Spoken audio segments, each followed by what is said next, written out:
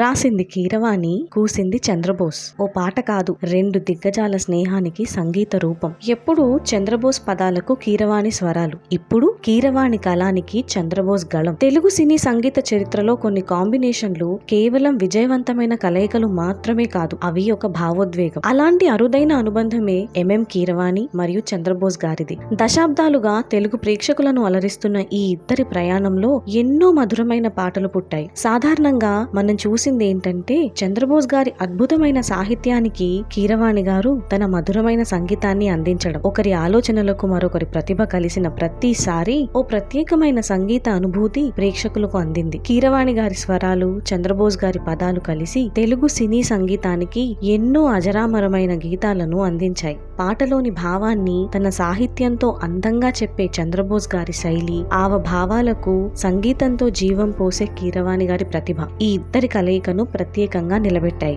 అయితే ఇప్పుడు ఈ సాంప్రదాయానికి భిన్నంగా ఓ కొత్త ప్రయోగం జరిగింది. రాసింది కీరవాణి, కూసింది చంద్రబోస్ అనే మ్యూజిక్ వీడియోతో ఈ ఇద్దరు స్నేహితులు తమ పాత్రలను మార్చుకున్నారు. ఈసారి కీరవాణి గారి కలం నుంచి పదాలు వచ్చాయి, వాటికి చంద్రబోస్ గారు తన స్వరాన్ని అందించారు. ఎప్పుడు పాటల వెనుక ఉండే ఈ ఇద్దరు సృష్టికర్తలు ఈసారి తెరపైకి వచ్చి తమ స్నేహాన్ని, సరదాను, సంగీతంపై ఉన్న ప్రేమను ప్రేక్షకులతో పంచుకున్నారు. ఈ పాటలో కేవలం సంగీతం మాత్రమే కాదు, ఒక అందమైన అనుబంధం కనిపిస్తుంది. కీరవాణి గారు, చంద్రబోస్ గారు ఒకరిపై ఒకరు చూపించే గౌరవం, స్నేహం, అభిమానం ప్రతి సన్నివేశంలో కనిపిస్తుంది. ఎన్నో సంవత్సరాల ప్రయాణం ఉన్న ఇద్దరు కళాకారులు ఇప్పటికీ అదే ఉత్సాహంతో కొత్తదనాన్ని ప్రయత్నించడం అభిమానులను ఆకట్టుకుంటోంది. ఈ మ్యూజిక్ వీడియోలో మరో ప్రత్యేక ఆకర్షణ చంద్రబోస్ గారి కుటుంబ ప్రస్తావనలు. సరదా సంభాషణల మధ్య తన జీవిత భాగస్వామి సుచిత్ర చంద్రబోస్, కుమారుడు నందవనమాలి, కుమార్తె అమృతవర్షిణి గురించి ప్రస్తావించడం ప్రేక్షకులకు ఎంతో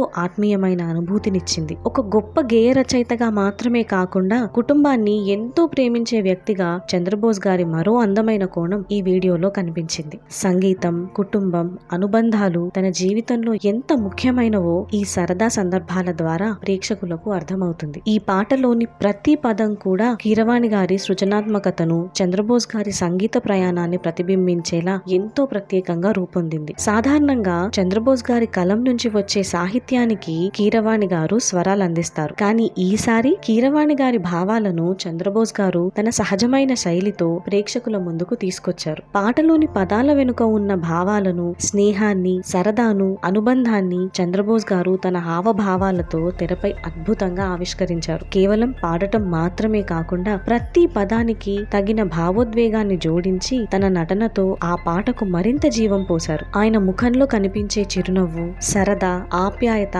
ఈ మ్యూజిక్ వీడియోకు ప్రత్యేక ఆకర్షణగా నిలిచాయి. సినిమాల్లో పాటల రచయితగా మాత్రమే కనిపించే చంద్రబోస్ గారి వ్యక్తిత్వంలోని మరో కోణాన్ని ఈ వీడియో చూపించింది. కుటుంబం, సంగీతం, స్నేహం ఈ 3 అంశాలను ఎంతో సహజంగా కలిపి ప్రేక్షకుల ముందుకు తీసుకొచ్చారు. ఇప్పటి వరకు చంద్రబోస్ గారు వెండితెరపై తన సాహిత్యంతో కోట్లాది హృదయాలను గెలుచుకున్నారు. వందలాది సినిమాలకు పాటలు రాసి ఎన్నో అవార్డులు అందుకున్న ఆయన ఇప్పుడు యూట్యూబ్ వంటి డిజిటల్ వేదికపైకి కూడా అడుగుపెట్టి తనలోని మరో కళాకారుణ్ణి పరిచయం చేస్తున్నారు. భారీ సినిమా సెట్స్ లేకుండా ఓ చిన్న ఇంటి వాతావరణంలో సహజమైన సంభాషణలతో తన నిజమైన వ్యక్తిత్వంతో ప్రేక్షకులకు దగ్గరవ్వడం ఈ వీడియో ప్రత్యేకత. చంద్రబోస్ గారి ఈ సరికొత్త ప్రయాణం నిజంగా అభినందనీయమైనది. ఇన్నేళ్లుగా వెండితెరపై తన అద్భుతమైన సాహిత్యంతో ప్రత్యేకమైన ముద్ర వేసిన ఆయన ఇప్పుడు డిజిటల్ ప్రపంచంలోకి కూడా అదే ఉత్సాహం, అదే సృజనాత్మకతతో అడుగు పెట్టడం విశేషం. వేదిక మారినా ప్రతిభ మారదు. వెండితెరపై తన పదాలతో మాయ చేసిన చంద్రబోస్ గారు ఇప్పుడు యూట్యూబ్ అనే చిన్న తెరపై కూడా తన సహజమైన శైలి, భావోద్వేగాలతో ప్రేక్షకులకు మరింత దగ్గరవుతున్నారు. రాసింది కీరవాణి, కూసింది చంద్రబోస్ అనేది కేవలం ఒక మ్యూజిక్ వీడియో మాత్రమే కాదు, ఇది 2 ప్రతిభావంతులైన కళాకారుల మధ్య ఉన్న స్నేహానికి, తెలుగు సంగీతానికి వారు అందించిన సేవలకు ఓ చిన్న సెలబ్రేషన్. కీరవాణి కలం, చంద్రబోస్ గానం, దశాబ్దాల అనుబంధానికి ఇది ఓ మధురమైన సంగీత కానుక. చంద్రబోస్ గారి ఈ కొత్త సంగీత ప్రయాణం ఇలాగే విజయవంతంగా కొనసాగాలని, డిజిటల్ ప్రపంచంలో కూడా ఆయన ప్రత్యేకమైన ముద్ర మరింత బలంగా నిలవాలని మూవీ పార్ట్ మనస్ఫూర్తిగా కోరుకుంటుంది.